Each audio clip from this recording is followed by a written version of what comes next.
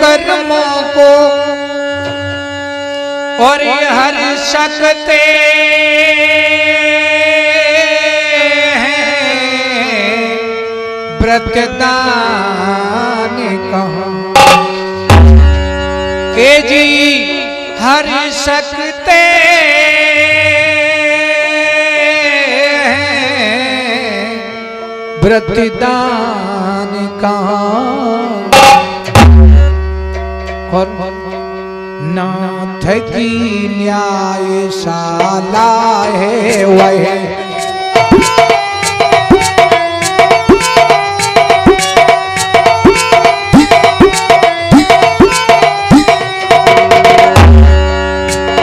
नाथ की न्यायशाला है वह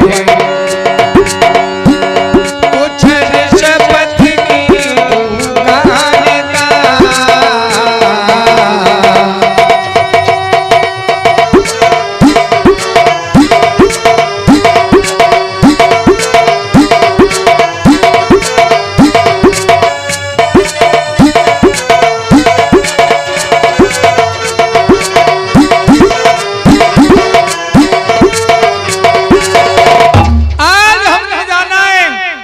भगवान के यहाँ तो सच्चा न्याय होता है।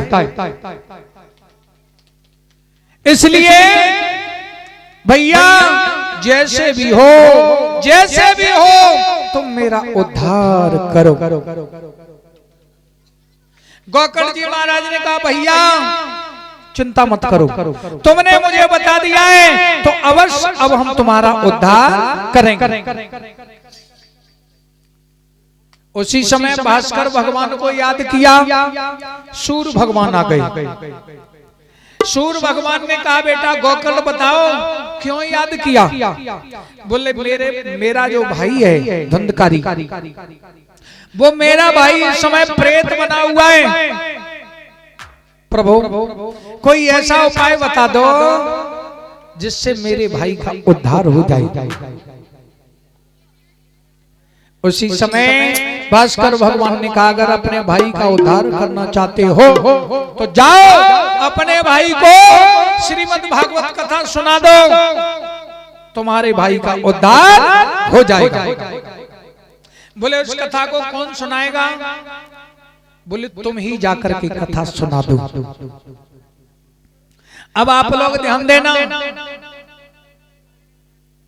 गोकर्ण जी महाराज जाकर के आसन बना लेते हैं।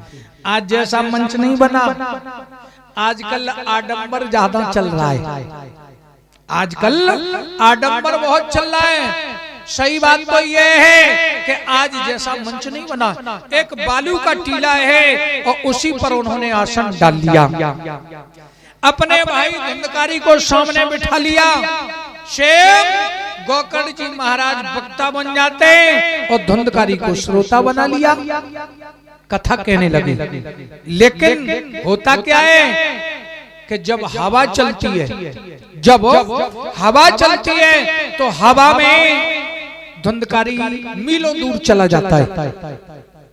प्रेत आत्मा जो होती है उसके पास शरीर नहीं होता है। प्रेत जो आत्मा होती है उसके पास शरीर नहीं होता है, जिधर की हवा चलती है उधर ही चला जाता है।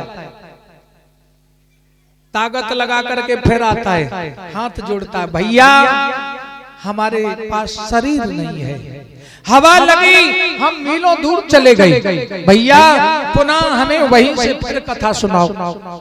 अब गोकर्ण जी महाराज ने विचार किया कथा सुनाने का समय होगा 7 दिन का,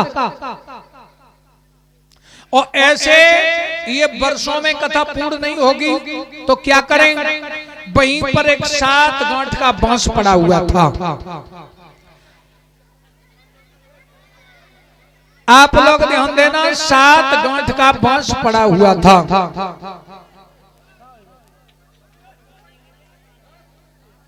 परेशान ना